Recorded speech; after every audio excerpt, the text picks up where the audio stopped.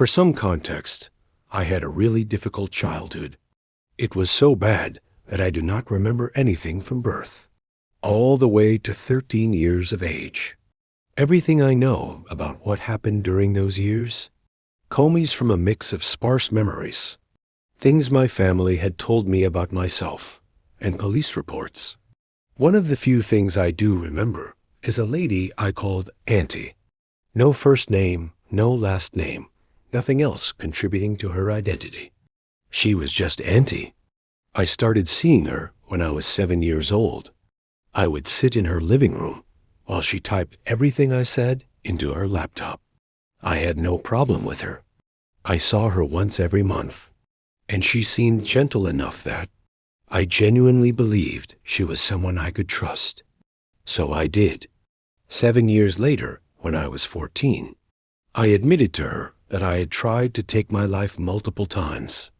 It was the result of several different things: my mother's increasing toxicity, the isolation I felt from lacking any real social life at the time, and most importantly, the fact that I had never processed the horrors from my early childhood.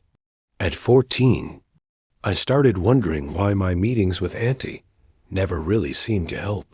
I even begged her to tell me why I constantly felt like I wanted to disappear. I remember once, on the way to Auntie's house, I asked my mother if I would ever get the chance to see a different person, someone who might be able to help in ways Auntie could not. My mother just hissed at me to be quiet.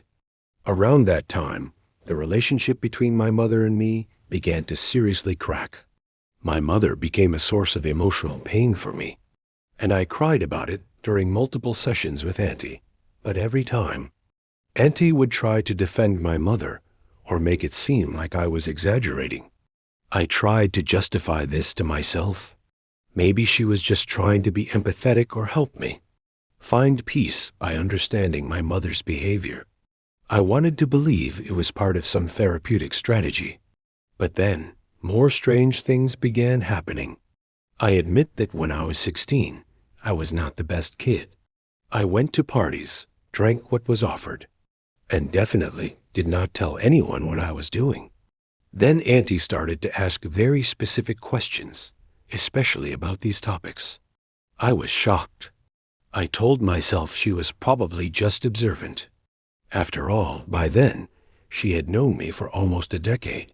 But over time, she stopped hiding her knowledge behind questions.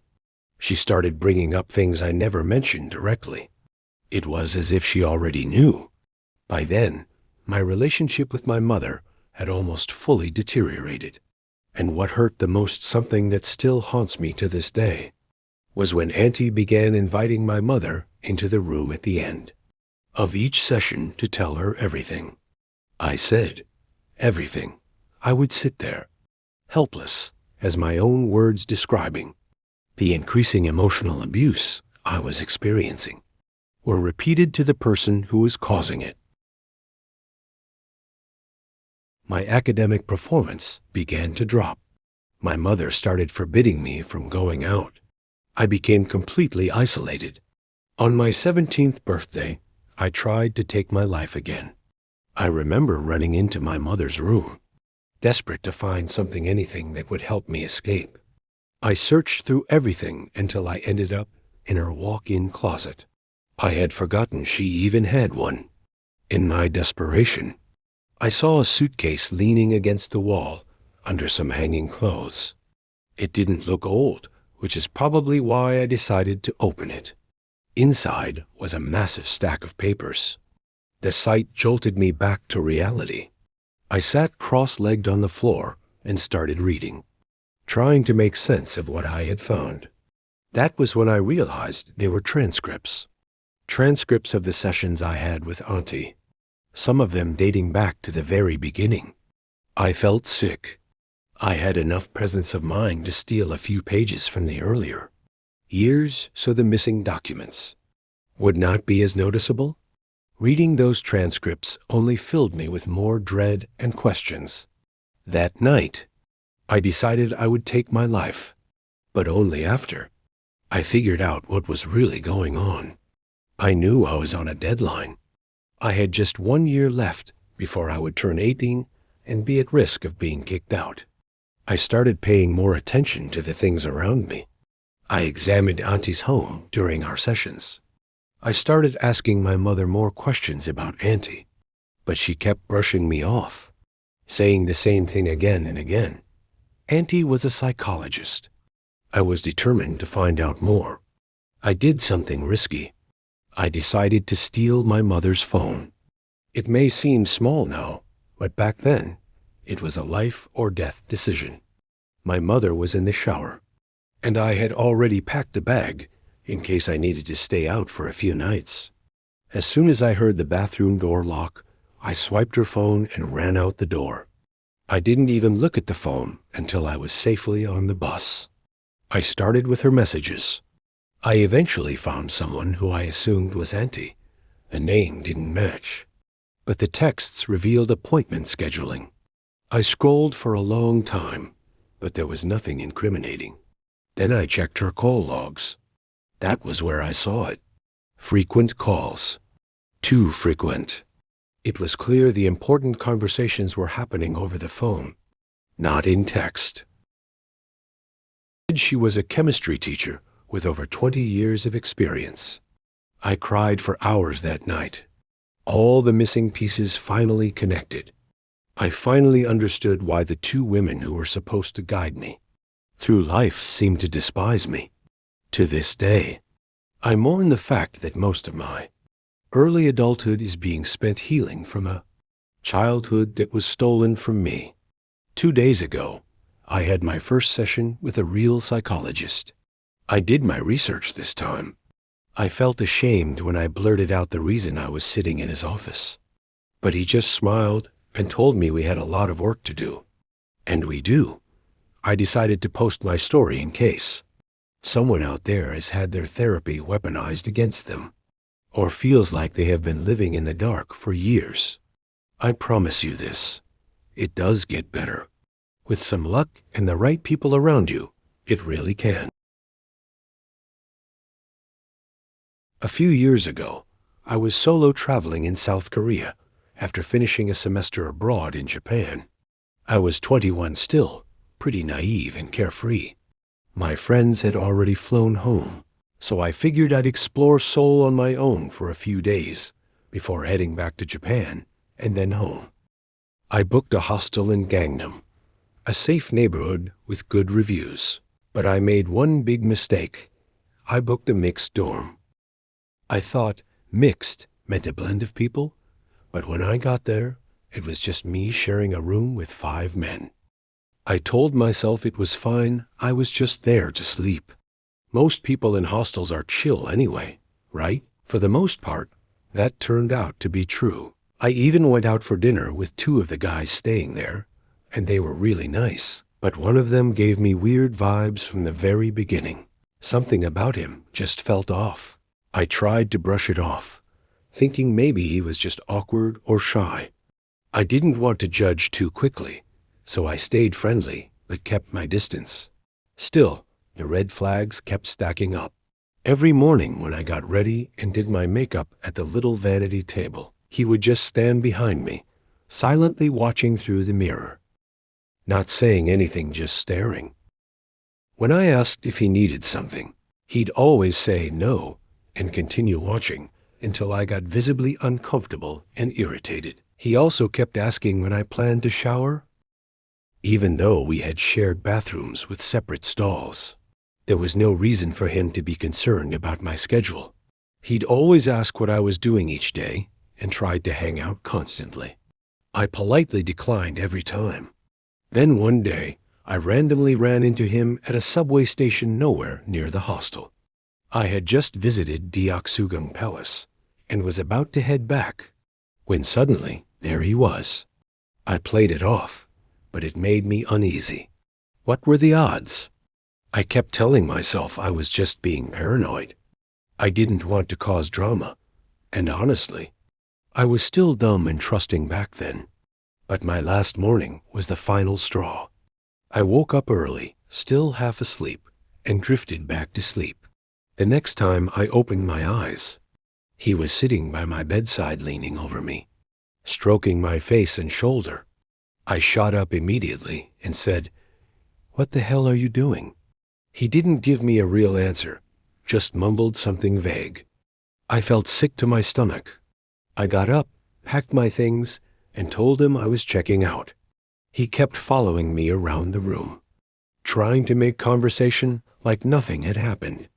I dropped the friendly act completely and started snapping at him, asking if he wasn't going to pack too, reminding him his flight wasn't until way later. And then he said, "I really like you." I told him that was inappropriate, considering we'd only known each other for 5 days. He replied, "Sometimes you just know." He kept saying he wanted to meet again, maybe in Europe someday. We were both European, and tried to get my number. I refused. He pushed.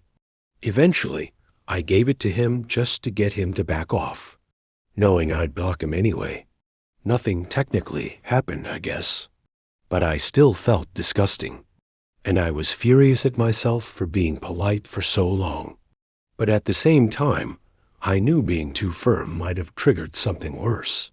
He felt unpredictable. That was the first and last time I ever stayed in a mixed dorm. I've only booked female-only dorms since, and thankfully, I've never had an experience like that again. Back in 1998, I was a pretty broke 19-year-old guy, living with a roommate named Steve. Steve was about my age, maybe a year older. His dad had died a few years earlier and left him a trust fund.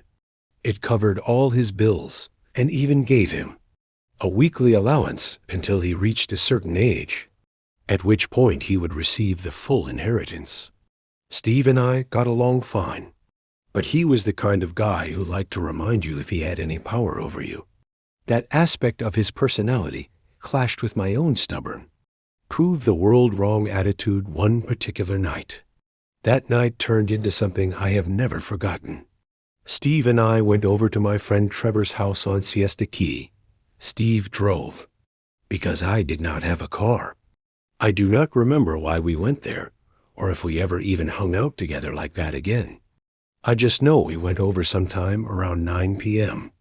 At some point, Steve and I got into a disagreement. I have no memory of what it was about, but I am pretty sure it was something small. Maybe movie trivia, or something equally unimportant. Still, Steve must have felt like he was losing, because he pulled out the old "I have the car" card and told me I could always walk home. Let me give you some context. First, home was a 13-mile walk. I looked it up recently. At the time, I had no idea. Second, we were at Trevor's, my best friend's house. I had stayed over there dozens of times and could have that night too. Third, Trevor had a car and likely would have given me a ride. So Steve's threat was meaningless, whether he realized that or not. But what mattered in that moment was that he, the trust fund brat, was trying to exert control over me just because he was losing a debate.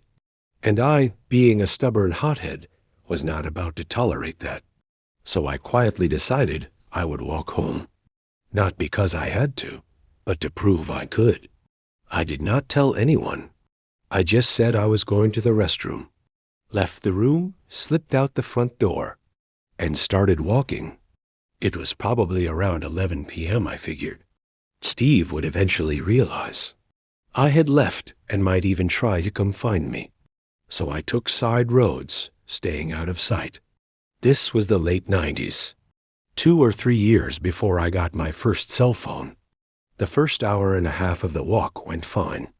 I made it into downtown Sarasota. Instead of taking the more direct waterfront route, I cut through downtown, still trying to stay hidden. I knew the area well. I had grown up nearby and spent my teen years wandering those streets. It was late, but downtown was quiet, clean, and upscale. It felt safe. I followed Pineapple Avenue, which was lined with art galleries and boutique shops. That was when I saw the red hatchback. The red hatchback sat in the middle of the road up ahead, right past an intersection. I noticed it had no license plate, but thought maybe it was one of those tag applied for situations. The interior light was on, and I could make out 3 or 4 figures inside. They looked like they were reading something, maybe a map. I could not see clearly enough to make out faces or what exactly they were doing. But as I got closer, maybe 30 or 40 feet away, I got a weird feeling in my gut. Something about that car felt off. It had just been sitting there for too long, and the people inside were too still. I got this intense wave of unease and decided to casually turn down a side street instead of walking past them. Once I was out of view, I bolted. I took a hidden route, an access road behind some buildings, a couple of narrow alleys, then a tiny path alongside a church. That led me right back to where I had seen the red car. When I emerged, I saw their taillights disappearing down the street I had just run through. At that point, I was not scared. I actually felt smug. Whatever weird plan they had, I had outmaneuvered them. About 10 or 15 minutes later, I had to move back to the main road. My options were limited, and the neighborhoods off to the side were sketchy. The main road was better lit, with the occasional car passing by, even that late. That is when I saw the red hatchback again. It was unmistakable. No license plate, same car. I still felt pretty clever for having dodged them earlier. But then the car slowed down, even though it was not near a light. I suddenly realized they might have spotted me again. So I decided to cross the street to put some distance between us. This was a major road, a highway with several lanes and a median. When I made it to the other side, I realized I was in serious danger. The car suddenly sped up, shot to the intersection ahead, and made a tire-screeching U-turn to come back my way. Where I had crossed was a small green park area. Between the History Center and the Garden Club, there was a massive tree, maybe a banyan, and I did the only thing I could think of. I climbed. I scrambled up that tree as fast as I could. I always wore black back then, so I figured I would be nearly invisible unless they climbed up after me. I wedged myself in deep among the branches and leaves, hidden and still. From where I was, I could not see much, which meant they probably could not see me either. But I was not sure what to expect next. As I sat in that tree, I tried to think through possible escape routes, worst-case scenarios, and how to run if it came to that. I was small, only 5 feet 3 inches, and I knew fighting was not a real option. Flight was my only chance. And then I heard it.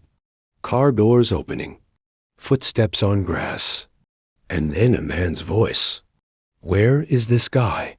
Another responded, "Look over there. I will check this area." That is when it became real. I was being hunted. I have no idea how long I stayed up in that tree. It might have only been 5 or 10 minutes, but it felt like an eternity. I stayed completely still, my heart racing, terrified they would find me. Eventually, something changed. I do not remember what triggered it. Maybe I heard the car doors close again, or the engine start, but I felt like I had a chance to run. I jumped from the tree, hit the ground hard, and sprinted back the way I had come, half expecting someone to chase after me. There was a gas station across the road at the intersection. The lights were on, and it was open 24 hours. All I could think was, if I can just make it inside, I will be safe. I do not remember much about that run. I just remember bursting through the door and seeing the clerk's face go pale when she saw me. I called the police from inside the gas station and explained everything. When they arrived, I went outside and told one officer the full story. He was not exactly sympathetic. I described the car, the men, the pursuit, everything. His response? They probably thought you were a male prostitute and were trying to pick you up. I wanted to say, do prostitutes usually run, hide in trees, and call the cops? But before I could, I saw the red hatchback slowly cruising by again. I pointed and said, "That is them. That is the car." The cop glanced at it for maybe half a second and then looked back at me. "What do you want me to do about it?" I just blurted, "I do not want to walk anymore." I probably could have explained my fear better, but that was all I had. The cop smirked and said, "You see what it says on the side of this car? It says police, not taxi." That made my fear boil into anger. It also says to serve and protect, and I am asking you to protect me because I am in danger. He sighed like a teenager being asked to take out the trash. He finally said he would drive me part of the way. Since I lived in the next county, he could not take me all the way home. But he would drive me to the county line, which was a few miles away. It was not much, but it was better than walking the whole way. They dropped me off at the edge of town, near the museum, and I walked another 2 hours after that. I kept looking over my shoulder the whole time, prepared to jump into bushes or cut through yards if I had to. Eventually, the sun started rising, and I made it to my girlfriend's house. It was closer than my place, and I knew she would not mind me showing up. I never saw that red hatchback again, but even now, almost 30 years later, I still wonder what might have happened if they had caught me. And I am certain that whatever their intentions were, it was nothing good. My name is Nolan, and I am 24 now. But when all of this happened, I was just 12. I live not far from Paris, but I have loved traveling since I was a kid. For 5 summers straight from 2009 to 2013. My mom signed me up for summer camps every July. Those camps were amazing. I traveled all over France, going camping, hiking in the mountains, caving, and doing rope courses. There were so many fun activities, and I loved every minute of it. Then came 2013, which turned out to be the worst year of my life and the last time I went to camp. That summer, the camp was on Isle d'Oléron, an island in western France, connected to the mainland by a big bridge. The island is known for its very hot summers, amazing local food, beautiful beaches, and especially a famous monument called Fort Boyard. It is an old prison in the middle of the Atlantic Ocean that once held criminals. The camp was located in the middle of nature. Imagine a group of small buildings arranged in an L shape. On one side was the entrance, and on the other side was nothing but thick bush leading into the forest. The buildings were divided among the kids' dorms, a laundry room, the dining hall, and the instructors' dorms. At that time in my life, I was pretty rebellious and did not like to listen. 2 of my friends, Malik and Enzo, came with me. So we were all set for a crazy time, maybe a little too crazy. Everything was fine during the first 6 days of camp, and we had so much fun. But on the 7th day, things started to go wrong, mostly because of us. That night, we had a campfire game session, playing board games from 8 p.m. to 11 p.m. After that, the instructors announced lights out, and everyone went to their rooms. Malik, Enzo, and I shared a room, so we brushed our teeth and went to bed. About 25 to 30 minutes later, the instructors turned off all the lights. Around midnight, I came up with a terrible idea, a night walk in the forest with my 2 friends. Even though we were only 12 or 13 years old, we opened our window, looked around quickly, and saw that none of the instructors were awake. They were all asleep, probably too tired after the day's activities. We quietly crossed the camp courtyard, sneaking past the buildings, and entered the bushes on the far side of the site. We walked about 10 to 15 minutes into the forest. While walking, I was joking around and trying to scare my friends with creepy stories. Suddenly, we arrived at the fence of an old, abandoned house. The house looked really run down and creepy, like something out of a witch's story. Being young and foolish, we decided to at least go into the garden. To our surprise, the gate was open, so we stepped inside. As soon as we started walking into the garden, we heard a huge, loud scream coming from a man with a deep, scary voice. We were so scared that at first, we could not even understand what he was yelling. Then the front door of the house opened, and we saw a man running toward us from under the porch. We panicked, nearly crying, and instantly reopened the gate behind us. We ran as fast as we could back toward the camp. We managed to get back and woke everyone up in the middle of the night. We were so stressed, scared, and shaken that I was crying a lot. The instructors obviously scolded us for being reckless and putting ourselves in danger, but it was clear from our faces that we were not making it up. We told them what happened and eventually went back to our rooms. I could not sleep at all that night and kept replaying the scene in my head. One detail stuck with me because of the moonlight. The man limped and had a wooden leg, but even with that, he ran incredibly fast.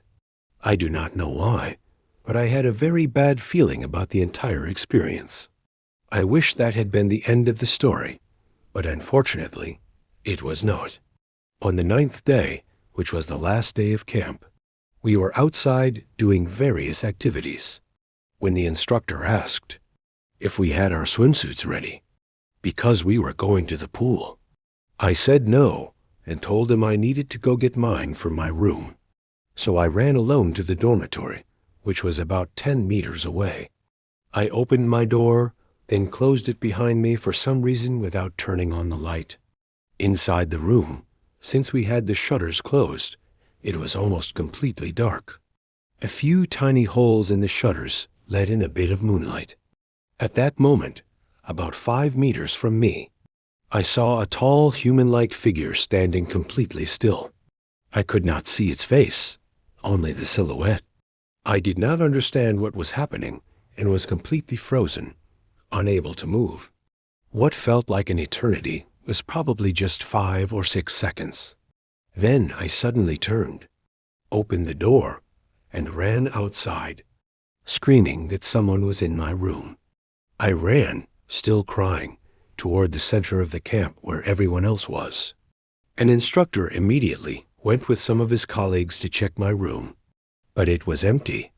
Suddenly, the instructors called everyone to come to my room because they had found something terrifying. On the floor was a piece of paper with the words, "I will come back tonight," written on it. I was so shocked I could not move. I froze on the spot and started crying even more than before. That night, the instructors took everything very seriously. They stayed in pairs outside every door so that nobody could enter any of the rooms. Thankfully, no one came back to my room that night. We left camp the next day. Because of those incidents, I never went back to summer camp after I turned 13. It took me a long time to want to travel, again with friends or family, to unfamiliar places. It was not until I was 19 that I dared to go on vacation again. When I told my mom about what happened, she told me that I had been incredibly foolish, but also brave for someone my age. She said I did the right thing by running and alerting the instructors, because whoever had been in my room that night clearly did not have good intentions, especially given the threatening note they left behind. But honestly, going into that forest in the first place was such a terrible decision. I truly cannot explain what we were thinking at the time. Even now, 12 years later, questions still haunt me. Who was that person in my room? Was it the same man who chased us in the forest? What did he want? How did he know which room was mine? These questions have kept me awake on many nights. I have had countless nightmares about that camp.